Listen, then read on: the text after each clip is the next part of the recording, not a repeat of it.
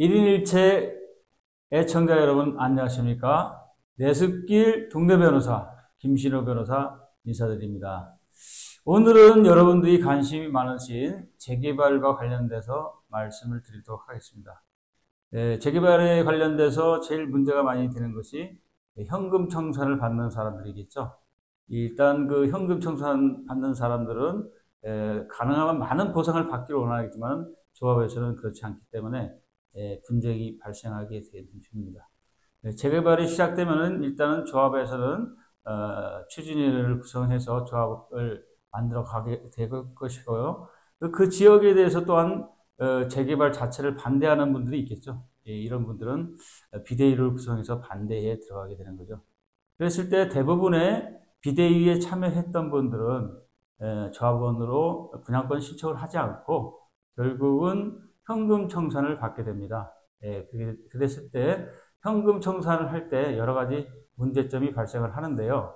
일단은 그 조합 측에서는 일단은 그 협의 매각 신청을 요구를 할 때 필요한 서류가 요구하는 것이 일단 두 개의 감정기관에 요청을 해서 감정을 받게 됩니다.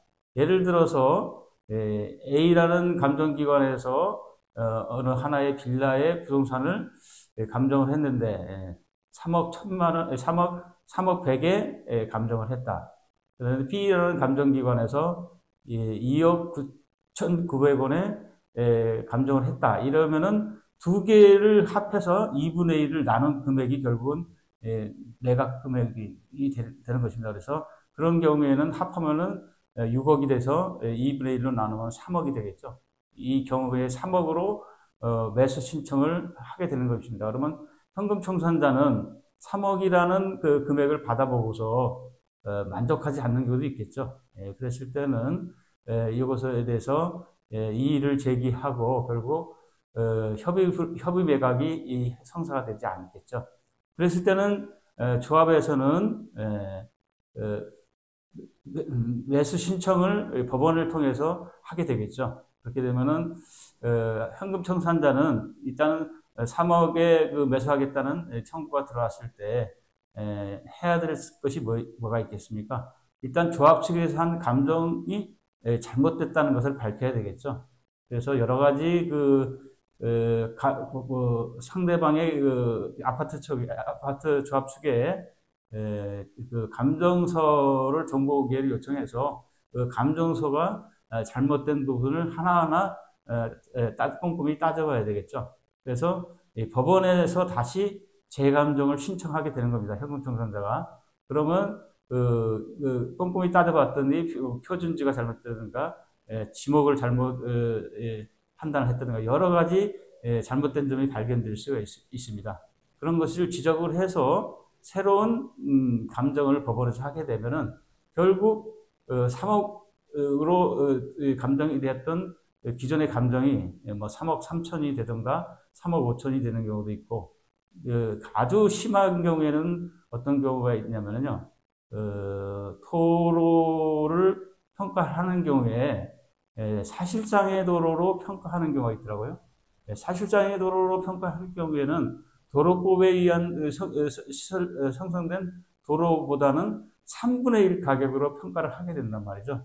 그러면 얼마 정도의 그 잘못된 평가를 하게 되는 거예요.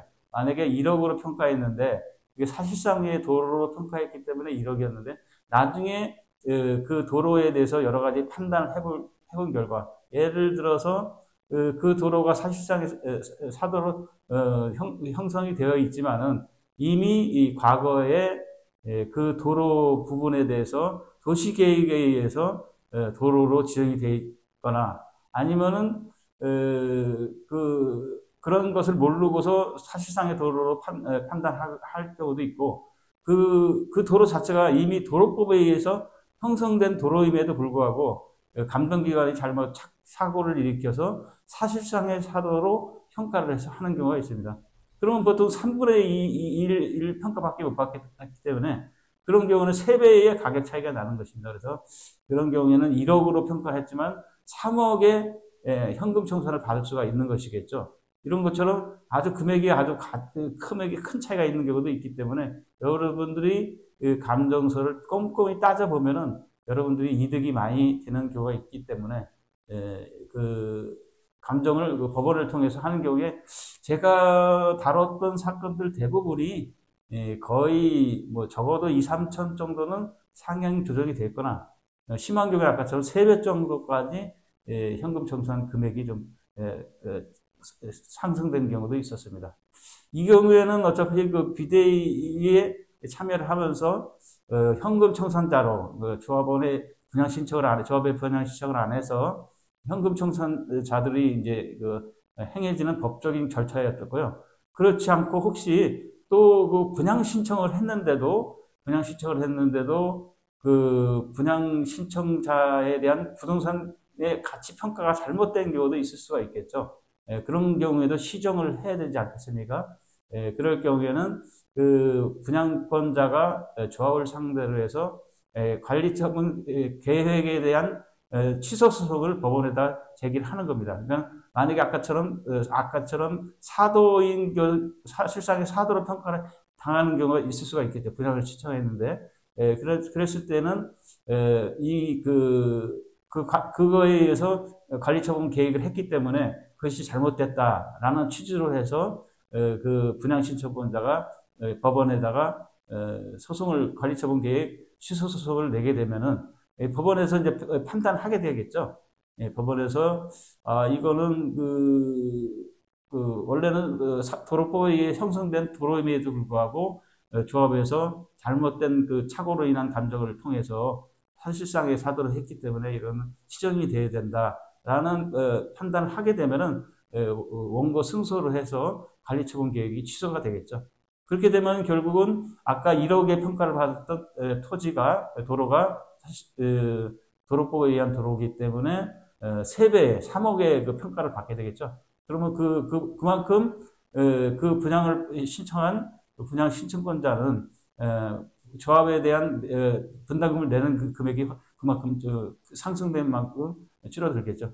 그러니까 뭐 5억의 분양대금이 있었을 때 만약에 1억의 평가를 받았으면 4억을 추가로 분양대금을 냈어야 되는데 이와 같은 경우에는 3억으로 평가가 되기 때문에 2억만 되는 것이기 때문에 큰 차이가 나겠죠. 여러분들이 그래서 분양을 받든 분양을 받지 않든 어떻든 본인의 자산 평가를 제대로 보상을 받는 것을 기준으로 해서 일단 조합 측에서 시행했던 감정서를 꼼꼼히 따져봐야 되는 것이 여러분들이 우선하는 경우이겠죠. 어쨌든 1인1체 우리 애청자들에게 항상 제가 하나 정도의 꿀팁을 드리죠.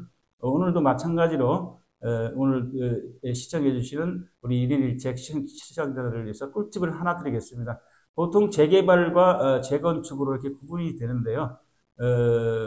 아까 부동산에 대한 감정평가를 할 때 재개발의 경우에는 법상에 개발이익을 반영하지 않도록 아예 배제하도록 되어 있습니다. 그래서 그 경우에는 이제 개발이익이 반영이 안 되는데 재건축의 경우에는 여러분들 주의하십시오.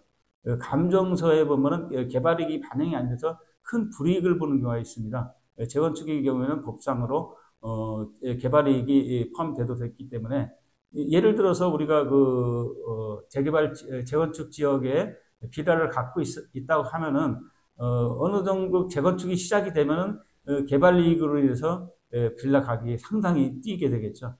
그런 것을 개발 이익이라고 하는데 그런 개발 이익을 감정할 때 포함시키는 걸로 재건축의 경우는 되어 있습니다. 그렇기 때문에 여러분들 재건축이 되는 지역에서는 이걸 꼭 염두에 두셔서 반영을 할 수 있도록 여러분이 하시면은 큰 이득을 볼 수 있을 것입니다.